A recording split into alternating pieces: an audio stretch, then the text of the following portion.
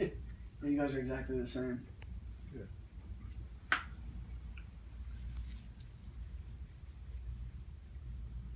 All right, man.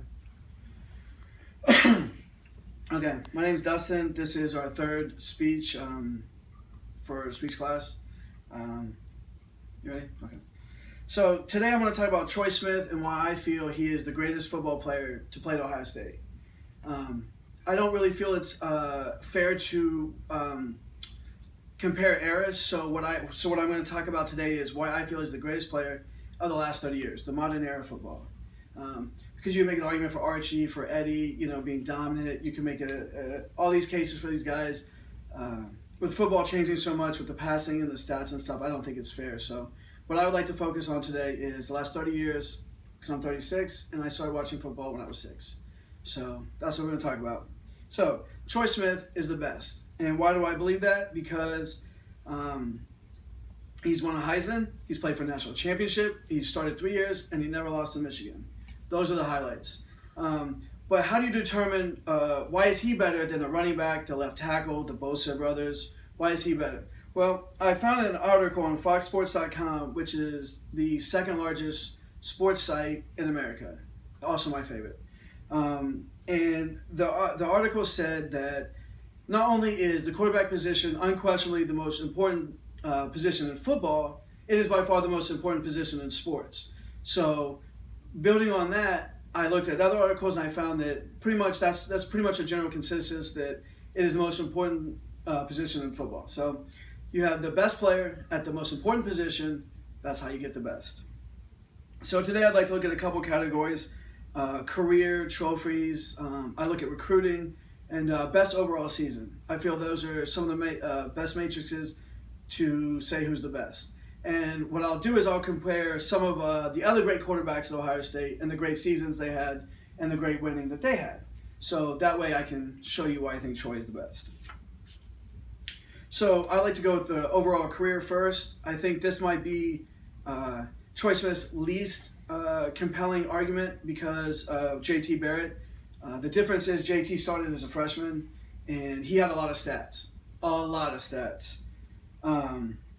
But he didn't win a national championship. In fact, he didn't even play for one. The year they won in 2014, that was their third-string quarterback, Cardale Jones. And in fact, JT wouldn't even have started that year had Braxton Miller, their original starting quarterback, not got hurt. So that's one strike against him.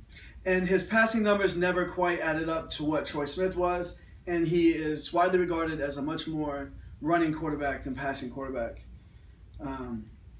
And then with the overall career, I looked at 2 articles, one by Bleacher Report, which is a very respected sports blog, also another one of my favorites I like.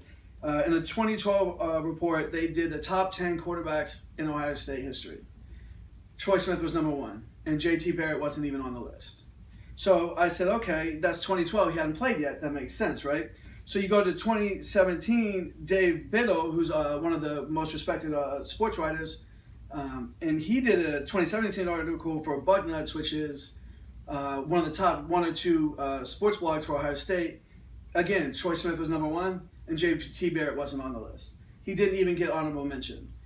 So I feel like with those 2 top-notch credentials, the career can conceivably go to Troy Smith. Even though he had less numbers, he also played 1 less year. So let's look at some of the trophies and the things won by other quarterbacks. In 2002, Craig Krenzel, the Big Ginger, as they call him, also a great personality on the radio show, he won a national championship in 2002. And in subsequent interviews and articles, he's stated that they won in spite of him and not because of him. He has also given his blessing to Troy Smith as the greatest quarterback. Now, Troy Smith did play for national championship and he lost. Thank you, Urban Myers. Even though he won one for us, he cost us one at Florida, so there's that. But Troy did win a Heisman Trophy that year. He did beat Michigan, and he did play the whole year, where JT did not. And Craig Krenzel, like I said, has always said that they won in spite of him. The only other Ohio State quarterback to win the Heisman was Les Horvath in 1944. Grandpa, you're 85. You remember him, right? Yeah. 1944? Yeah. So not many people in our audience today know who he is. Not that that diminishes his accomplishments. It just means it's been a long time. So I think, with the trophies and the amount of winning, I think that clearly goes to Troy Smith. So one of my favorite things about college football is recruiting rankings. There's a website called 247 Sports. It's been around since 2000. Ohio State has had 2 top 15 all-time recruits come to Ohio State. Terrell Pryor and this year Justin Fields. So we're going to exclude him, but to be fair, he's in there. Troy Smith started out at Ohio State as a 3-star punt specialist / athlete who they wanted to turn into a safety. So you look at other quarterbacks higher than him. Braxton Miller, 5-star, didn't have the career. He also got injured, but he never had the career. He was never as effective. You have Terrell Pryor, who was mismanaged, but never had the career, also a 5-star. JT Barrett, high 4-star. So when you look at what he had to overcome and what he did from the high school standpoint into the college, I think Troy Smith definitely shows that he overcame the most, which I think is a huge point in his favor. Now, individual seasons. This one is also a little closer, I think, just because of what Dwayne Haskins did last year in one season. But the one thing that Dwayne Haskins didn't do, he didn't win a Heisman. And he didn't play for a national championship. Troy Smith did. And not only did he win a Heisman, at the time of his winning, he had the highest winning percentage of anybody ever. Now, it's actually the second highest winning percentage at 91.63% margin of victory. That is huge. 91.63% of people voted for him number one than anybody else. That's, like I said, the second highest margin. Dwayne Haskins finished third this year. So even though Dwayne threw for over 5,000 yards, over 50 touchdowns, which is an amazing season. He rewrote the record books in the Big Ten. But at overall success, he did not play for a national championship, and he did not win a Heisman. So I feel that's a slim margin can go to Troy Smith.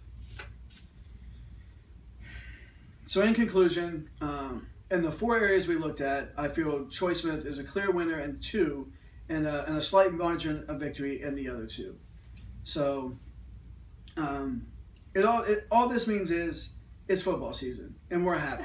We love football. It's Ohio State. This is what runs Columbus and Ohio in general, and this is what keeps sports shows and sports fans and guys at lunch and other people going night in and night out. This debate will always rage. There will always be somebody coming up. There will always be a Justin Fields. There will always be a 5-star guy. But what you can never take away from Troy Smith is a 2006 Ohio State-Michigan game. You can never take away the second highest winning Heisman. You can never take away the feeling of watching that guy run out on the field one last time. And that's why I believe Troy Smith is the best.